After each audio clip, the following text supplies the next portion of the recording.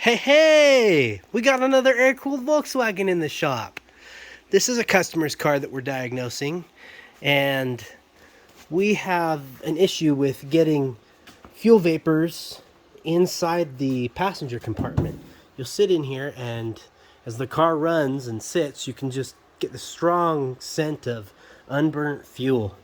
Initially, we thought we had some issues with the heater boxes, which are how old Volkswagens get their heat. Because they do not have coolant, they instead use kind of a honeycomb structure that encases the exhaust pipe to channel heat off of the exhaust through this box right here and up through there, through that tube, and pushed through the rockers and up and out the vents. So initially we thought that those boxes were bad, but upon further inspection found that the one that I took off, the passenger side, is in good shape. So that led me to kind of dig down another path. When I opened the hood, I was overcome by the smell of raw fuel. So what we have here is, normally there's a plate that sits and covers this. And this system right here sits like that. Now, what this and all this going on in here is the fuel tank and its related components for the evap, and that's evaporative emissions. So when gasoline gets hot, the vapors have to go somewhere. The liquid turns into a vapor and has to go either into the atmosphere or into this system that we have, an evap system. When we inspected this vehicle, I found a couple things that kind of hit me right off the bat. One was this hose right here that is kinked not only there, but back there as well. This line is for when you fill the gas tank right here. It allows you to fill it and have it not slosh back out the main tube. It's a vent tube that helps it breathe. So that definitely needs to be addressed. Second, we have this, what is called an expansion chamber, and it collects the gases that evaporate off the tank through these hoses and then sucks it from that one all the way back and into the engine, and we'll look at that in a second. So, second problem was that this guy right here has a nice crack in it. If you look right there, we can see a fairly decent crack. So that system is no longer sealed, and those vapors that collect in there can end up in here. If we move on back, like I said, we have this blue line. That is the suction line. And that runs down the car, behind the tank, under here, along this rocker panel, and up through our wheel well. And so we follow it around, and we get to this guy, which is the charcoal canister. And he's in good shape, but what we found is we have the two main lines that go from the charcoal canister and are supposed to attach in this engine bay. And lo and behold, when we got into the engine bay, we found that neither of the two hoses were connected to the intake manifold. Now, what that ends up causing is all those gases that we talked about that are up in the front, instead of being drawn through the lines and up and into the engine to be burned again, they're just stagnating up here. Right up in here, just stagnating and hanging out. And then when you turn the blower motor on, it is pulling all of those fumes in to the cabin where you smell it. So we're going to get to fixing it and see if we can't eliminate that odor. Another issue we're addressing is a fairly decent exhaust leak. Now, here we have the driver's side heater box like we talked about. It comes over here and runs into a muffler. and comes out there. But right here, we've got something interesting. Now this small pipe ties into the exhaust. So the exhaust comes out of the engine, exits here. And what is this? That's right. Somebody, instead of repairing this, just pinched it off and shoved a bolt in it. And the bolt doesn't even fit. It doesn't even close the hole off. They didn't even weld it in. So that will address our exhaust leak. This tube here is the EGR tube that allows exhaust gases to be reburnt back up into the intake. So this right here runs all the way up to a EGR filter and then up and in right here and into the intake again through an EGR valve. So we'll get that addressed as well. Another issue we're going to address with this customer's vehicle is the hood springs. You see one there? He's nice and straight. When we come over here and look at our guy. Oy. So we'll pull that off, and that will in turn allow this hood to sit flat. Right now it sits up high on the passenger side. So the last thing we're going to do is clean this engine bay up. Our customer would like to kind of detail it, paint some of the shrouds, get this tar board that's on this this left hand side over here, get this tar board that has peeled back replaced, and just kind of shine it up so that when they go to sell it, it has that sparkle and gleam to it.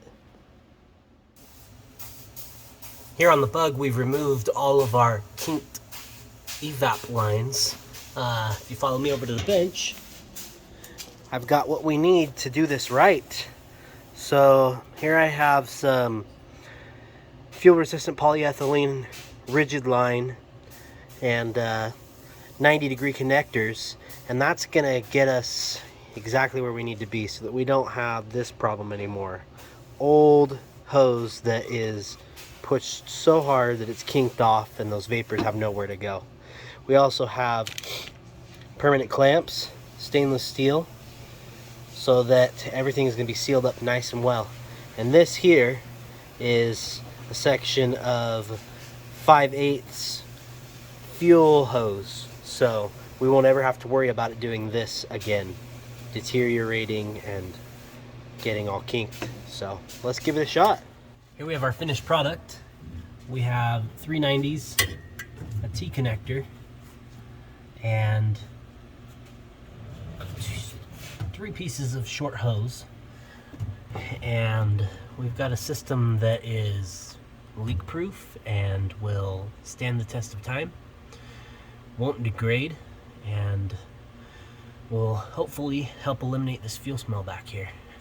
Now we're going to move on to the crack in the expansion chamber, and I'll show you how we're going to do that. Okay, we've got our expansion chamber, and I've taken it off the vehicle. I've cleaned it with some mineral spirits. I then took some 180 grit sandpaper and roughened this area up and cleaned it again with mineral spirits in preparation to install this. This is JB Weld tank weld. It is a epoxy putty that 2-part, so comes in this tube, little roll. And you take it and you cut it with a knife, the amount that you want.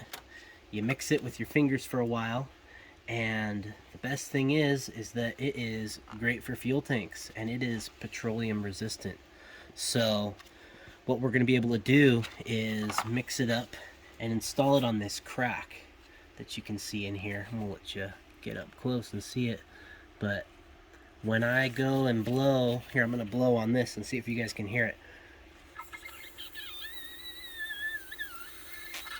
With all 4 holes plugged up, it comes out there. So that's what's also attributing to our fuel vapor smell we're getting in the passenger compartment. So I'll mix this up real quick. You can see how it works. I have used this stuff a couple of times, and I've done it on vehicles that I see day in and day out. And this is something that has worked on fuel tanks, evap canisters, evap components similar to this. And so as you do this, you can be confident that this is something that will hold up, so you don't have to end up replacing an entire component, but you can, you know, repair it. So as I'm mixing this, the color starts to change to like a dark grayish black, and it smells like, I don't know, it doesn't smell like farts, but maybe like meat that's cooking, like crappy, really crappy meat that's cooking.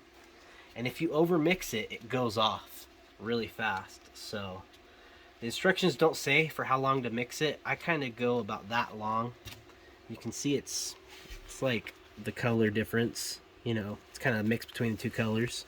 You can feel the consistency, it's not starting to go off. And then I just lay it on, and I keep it away from the hose ends. Just kind of start working it onto the component so that they become one. Like I said, I don't know if I said or not, I can't find this part online. It's not available. I couldn't find it used or new. It's definitely not available new anymore. Volkswagen's discontinued stuff on like 2006 Jettas. I couldn't get a part for one at the dealership when I worked there. So, sure as heck not gonna have something for a 79 Beetle. But this will work. Trying to just kind of make it look pretty.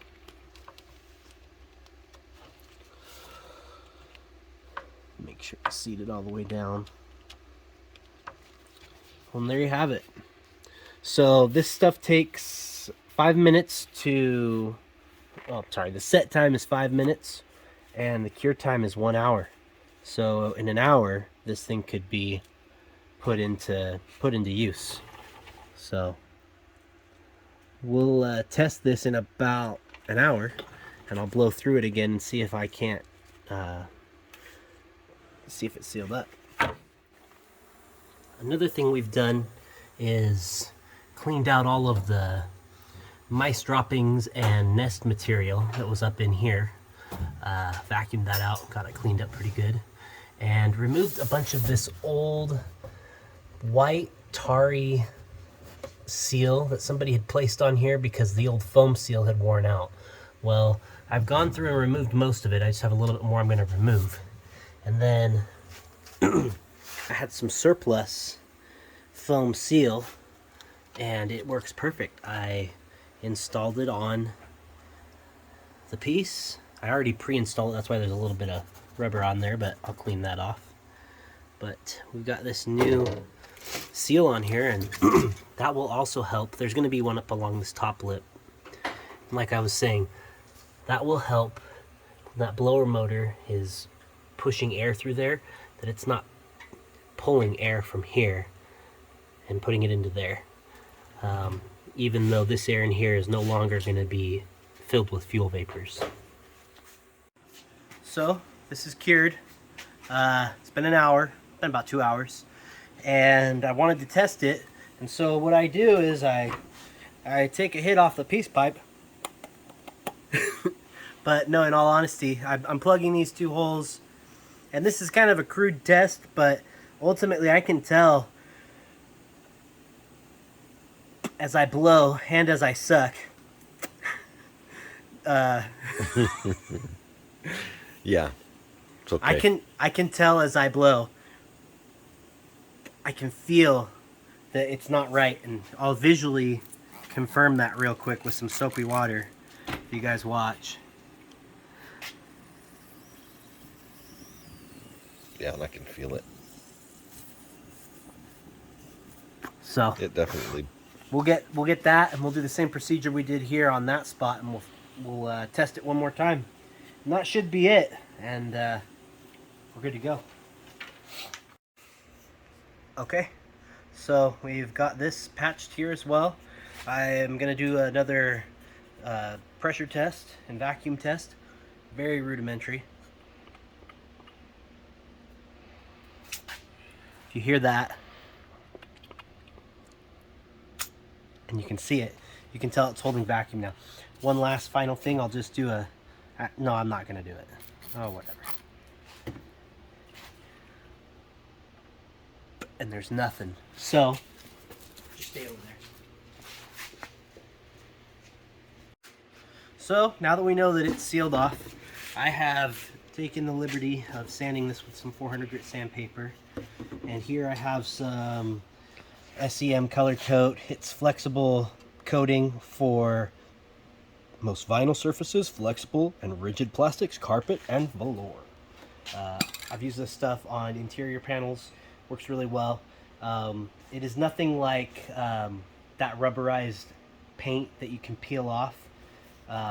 This actually sticks. You just have to give it time to cure. So, and this won't get touched. So let's just see what this kind of comes out to.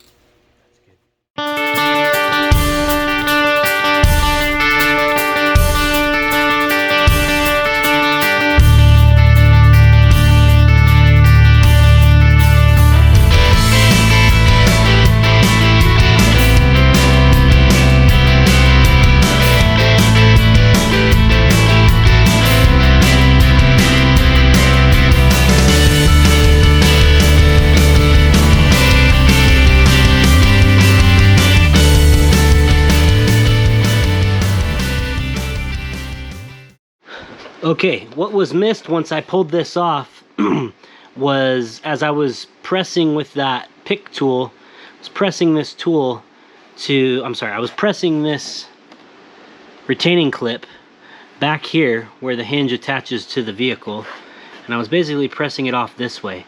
And when it finally came off, my stupid stuff didn't have a magnet underneath it to catch it, and so it shot way the heck down into this dark abyss in here. And I mean way down all the way to here. But with my handy dandy scope, I was able to look down in there with my camera and see where it was.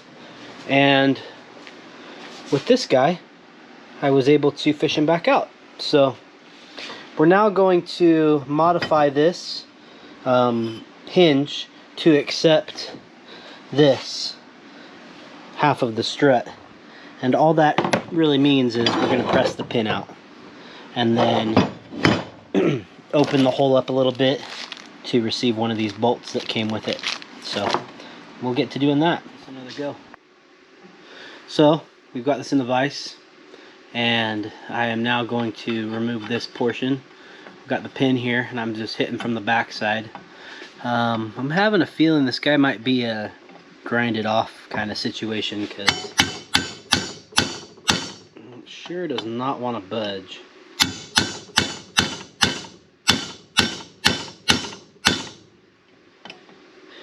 Don't look like it's going, you guys. Maybe a hair, but not much.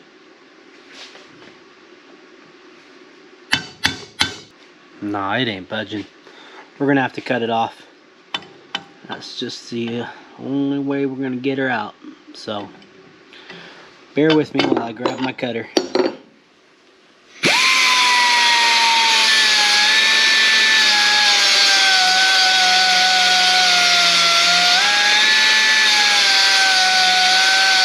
This might be a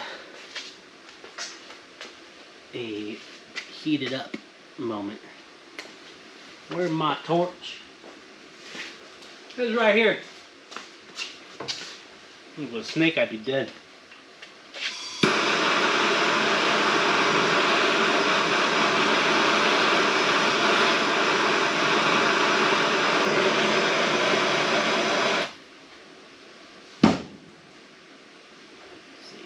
Come on, baby.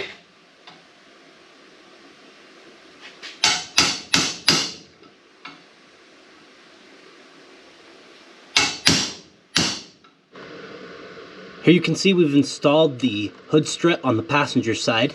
I really like the way it moves. I can actually bring the arm up and down I'm sorry, the hinge, I can move it up and down, and it functions as a hood support should. Whereas on the driver's side, the OEM spring just is so hard to move. You can't even move it by hand. You can't even pull it down. Okay, so another thing our customer has requested is that we remove the engine, paint up some of these different heat shields and whatnot, and replace the tar board behind the engine, just to clean up the engine bay to get it looking real nice for the prospective buyer. So we will do that. I'll give you guys a quick little look at what it looks like, and we'll pull her out.